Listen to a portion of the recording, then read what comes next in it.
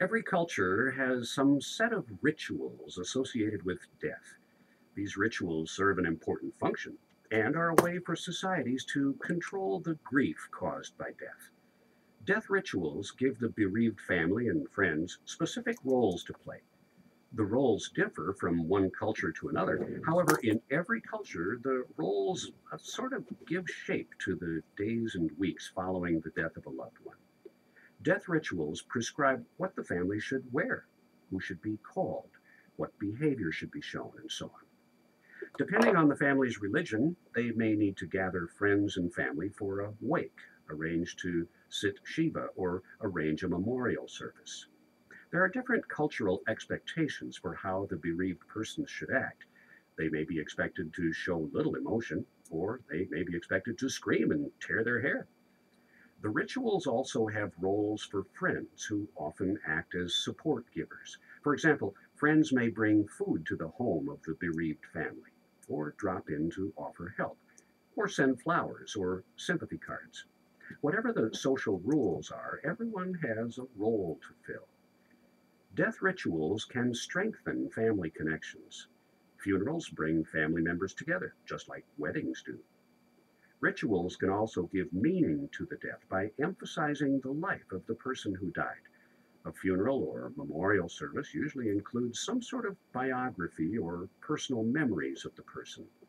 Most people feel that it's extremely important to review the deceased person's life. Reviewing the life and accomplishments of the loved one, sharing stories and memories with family and friends, this makes the death easier for the survivors to accept. But when the funeral or memorial service is over, what happens then? How do the survivors cope with the loss of a spouse, a parent, a child, a friend, or a lover?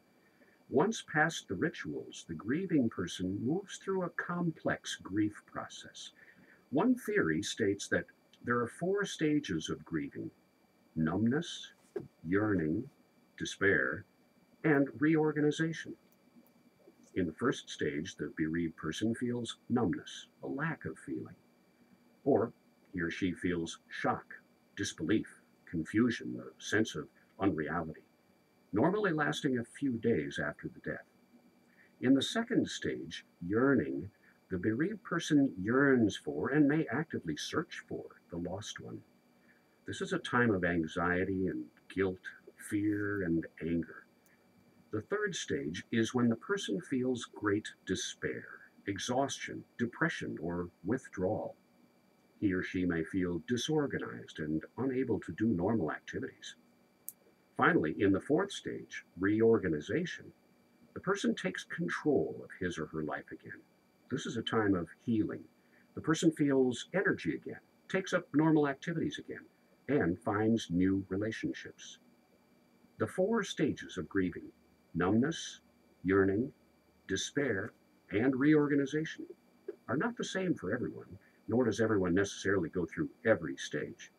The stage theory is just one of many models that psychologists use to help people manage the loss of a loved one.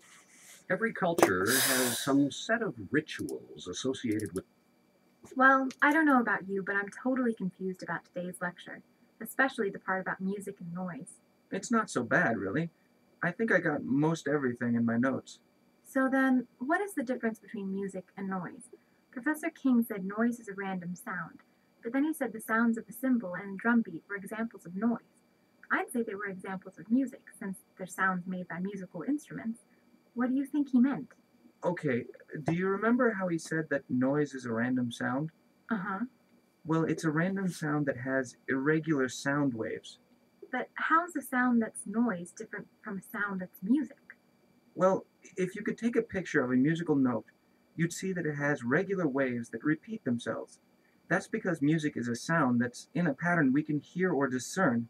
Noise is different from music because it doesn't have a pattern. But why is the sound of a drum beat noise instead of music? Isn't a drum beat a note? And then, so, doesn't it have a regular pattern of waves? Maybe you're taking what he said too literally. Maybe he meant a drum beat is as close as a musical instrument can get to making just noise. Maybe a single drum beat is like a word spoken out of context. A single word with no context is just noise. Now there's a thought. The other thing I didn't get was what he said about anti-noise. First noise, then anti-noise? What do you think he meant? Think of it as the opposite of noise. It's like... Wait, let me back up. Sound has waves, right? Right. Well, we can describe these waves as in phase or out of phase with each other. Out of phase means reversed. Uh-huh. If you add two out-of-phase waves together at the same frequency, the result is anti-noise. Silence. Anti-noise is silence. Right. And there's a computer program that proves this. A microphone picks up the sound and sends it back to the computer, and then the computer reads the waves and makes sort of a mirror image, or a reversed copy of the wave. Then you can play it back against the original sound, and when the two waves meet, they sort of overlap each other, exactly at the high and low peaks. This eliminates the sound, creating zero sound. Anti-noise. How do you know all this? Professor King didn't talk about this. It's all in our book. Didn't you do the reading? No, I didn't have time. I guess I'd better do that now. Yeah, you should. But it's better to do the reading before the lectures, because then you'll have a better idea of what he's talking about. Yeah, you're right.